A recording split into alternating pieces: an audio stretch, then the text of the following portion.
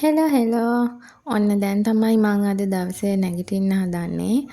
දැන් නම් උදේ 6:10ත් පහු වෙලා ඉතින්. අද මට කැම්පස් යන්න නෑ. අද බෝඩිමේ ඉඳන් පාඩම් කරන්න තමයි තියෙන්නේ. හෙට තමයි විභාගේ තියෙන්නේ. සීතලයි උදේට මෙහෙට ගොඩාක්. පේරදෙනියන් කට්ටිය දන්නවනේ ඉතින්. සීතලයි හිමින් හිමින් ඇඳෙන් බැහැලා අද ඉතින් ඔන්න මං දවස පටන් ගන්න යන්නේ. ඉස්සෙල්ලාම අපි ඇඳෙන් නැගිටපු ගමන් කරන්නේ ඇඳ හදන එක. ඉතින් ඔන්න ඇඳ හැදුවා. දැන් ඊළඟට අපි යනවා හිමෙන් හිමෙන් ජනේලෙ ඇරලා පොඩ්ඩක් සීත සුළං විඳ ගන්න යනවා. බලන්න වෙලාව කීයද කියලා. දෙයනේ 6:40ත් වෙලාද? ඔව් ඉතින් මං 6:10ට නැගිට්ටට පැය භාගයක්ම ෆෝන් එකේ ඉඳලා තමයි ඇඳෙන් බහින්නේ. බලමු අපි ජනේලෙ ඇරලා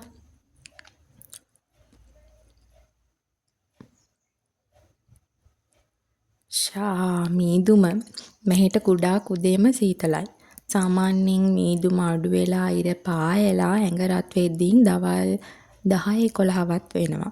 උදේට අවුව වැටුණත් ඒ අවුව තිබුණත් සීතල තියෙන දවස් තියෙනවා. අද නම් තාම ඉර පායලා නෑ වගේ. ඉතින් සීතලයි.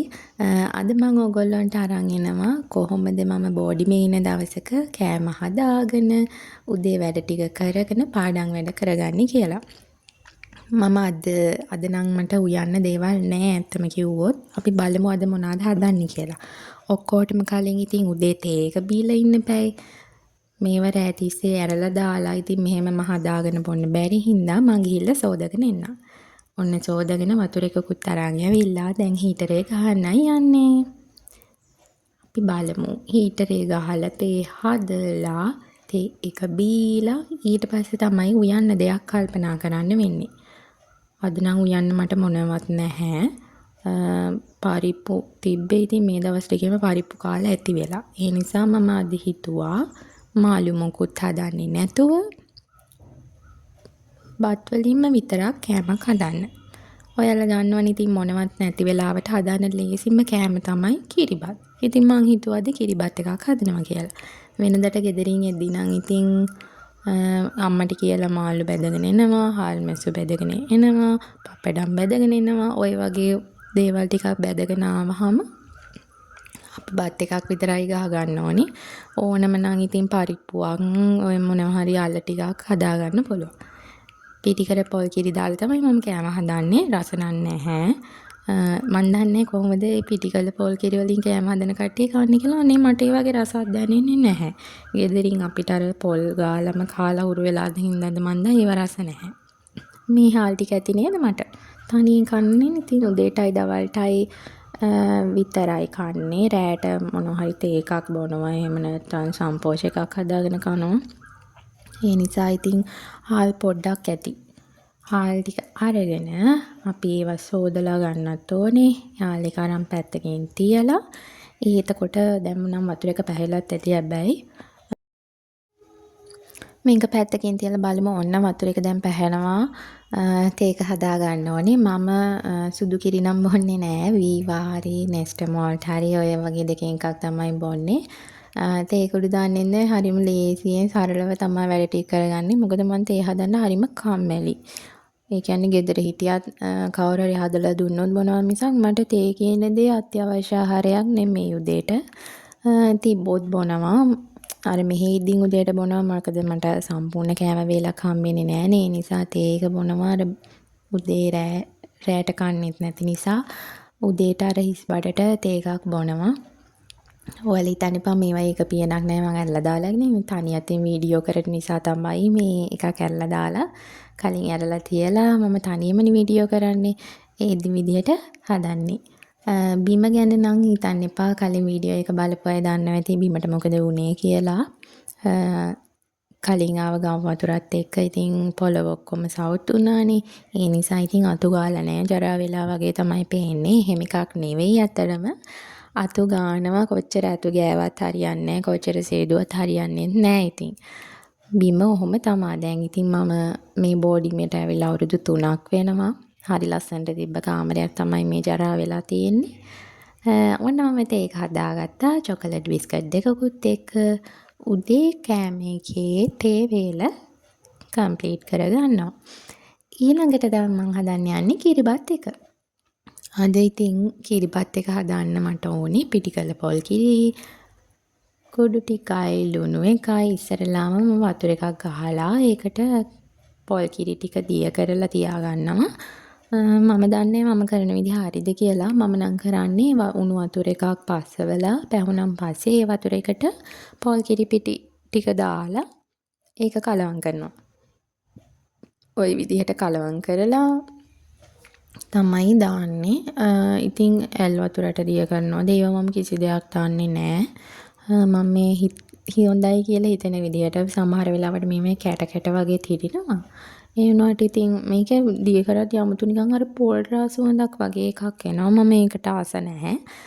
කෑමවල නම් ඒව එන්නේ නැහැ. හොඳට පැහුනහම කෑම එක. ඊට පස්සේ හාල් එකට කිරි ටික දාලා ලුණු ටිකකුත් දාලා මේ කෑම එක හදන්න තියෙනවා. මේ තියෙන්නේ මම කෑම හදන භාජනේ. ලිපක් නැහැනේ ඉතින්. ඒ නිසා මේ කරන්ට් එකෙන් ගහන භාජනයක් තමයි තියෙන්නේ. මම මේක ගැන පස්සේ වීඩියෝ එකක් දාන්නම්. බෝඩින් වල ඉන්න අයට මේක ගොඩාක් වැදගත් වෙයි. මම ඇත්තටම මේකේ ලොකු ප්‍රයෝජනයක් ගන්නවා. මේ භාජනේ හරිම ලේසි. එතකොට කරන්ට් එකත් එහෙම ලොකු බිලක් එන්නේ නැහැ. මට සාමාන්‍යයෙන් කරන්ට් බිල එන්නේ 300ක් විතර වගේ. මාසෙකට 300ක් කියන්නේ ඉතින් ලොකු කරන්ට් බිලක් නෙමෙයිනේ. ඒ නිසා මේක හරිම පහසුයි. මේක ඇත්තටම රෙකමන්ඩ් කරන්න පුළුවන් මේ පොට් එක. දැන් ඔන්න මම කිරි ටිකක් දාලා මේක කරන්ට් එකෙන් ස්විච් එක දානවා. දාලා අපි බලමු කොච්චර වෙලා යනවද මේ වැඩේට කියලා. පියන වහලා තියලා යනවා. සාමාන්‍යයෙන් මම බත් උයන දවසෙන් නම් විනාඩි 20ක් විතර යනවා ඇත්තටම. 9:00යි වෙලාවත් අනිත් පැත්තට නේද තියෙන්නේ. 9:00යි. ඔන්න පොඩ්ඩකින් ඇරලා බලනවා. දැන් කිරි එක පැහෙන ගමන් තියෙන්නේ. පැහිලා ඉතින් මේකේ දෙන්න පොඩි වෙලාවක් යනවා. මේකේ ලොකු කරන්ට් වෝල්ට් එකක් නෑ මම හිතන්නේ. ඒ නිසා තමයි පොඩ්ඩක් වෙලා යන්නේ. සාමාන්‍යයෙන් බිත්තරයක් බදින්න නම් විනාඩි 2ක් විතර යනවා.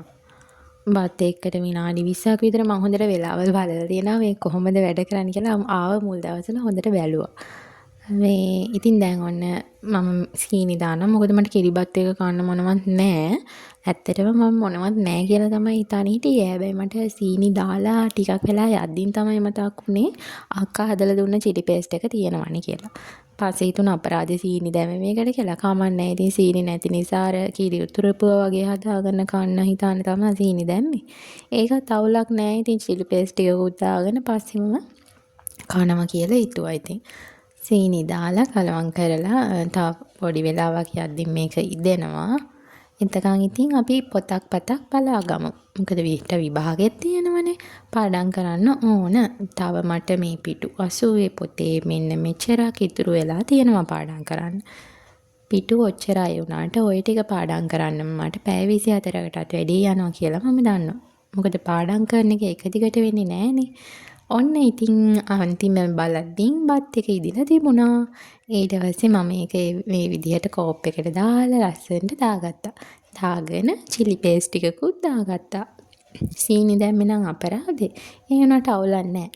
ඔන්න ඉතින් මං දවල් වෙලාද කන්න පටන් ගත්තා. ඇඳේ පාඩම් කරන ගමන් මම ඇඳට වෙලා තමයි ළමයි පාඩම් කරන්නේ. මේසේ පාඩම් කරනවා අඩුයි. මොකද මේ සීතලත් එක මට මේසෙට වෙලා ඉන්න බෑ. ඒ නිසා සීට් එකත් පොරවගෙන ඇඳේ තමයි ගොඩක් වෙලාවට පාඩම් කරන්නේ. ඉතින් ඔන්න ඔය විදිහට කෑම බීම වැඩියෙන් පාඩම් අඩුවෙන් තමයි මගේ දවස ගෙවුනේ.